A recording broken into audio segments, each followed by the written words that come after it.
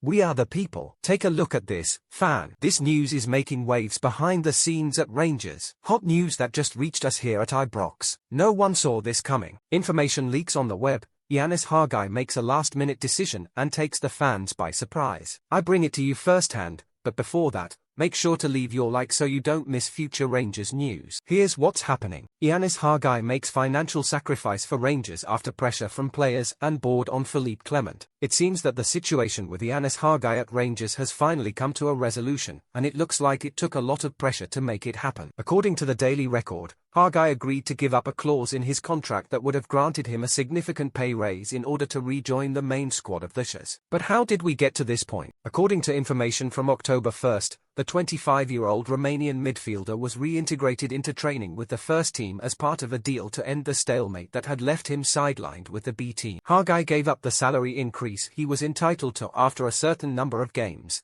an increase that would have amounted to £6,000 per week. It seems the situation had become unsustainable for both the club and the player, and his return to the team was the result of pressure from influential players and board members. This raises some important questions. Why was Hargai removed from the first team in the first place? Who really made that decision? And what did Philippe Clement have to gain from it? Apparently, the initial decision to sideline Hargai came directly from the Belgian coach, even after the player had performed well in Euro 2024 and the club didn't have many options to replace him. For many fans, this decision was at least questionable, especially when Scott Wright was seen getting starting opportunities, only to then be sold to Birmingham City. Some of the more experienced players in the dressing room supported Hargai and even sought support from the Rangers higher-ups to pressure Clement into changing his mind. This support worked, and after much resistance, the coach gave in. Now, it's hard not to question Philippe Clement's role in this entire story. Was he truly convinced that Hargai wasn't useful to the team, or was he just a pawn in a financial game? And if the board was trying to force Hargai to give up the contract clause from the start, did Clement have any real freedom to make decisions about his squad? It seems there are more questions than answers in this situation. Another evident point is Ianis Hargai's commitment to Rangers. Even with offers to leave, as reported by Sky Sports on August 26th,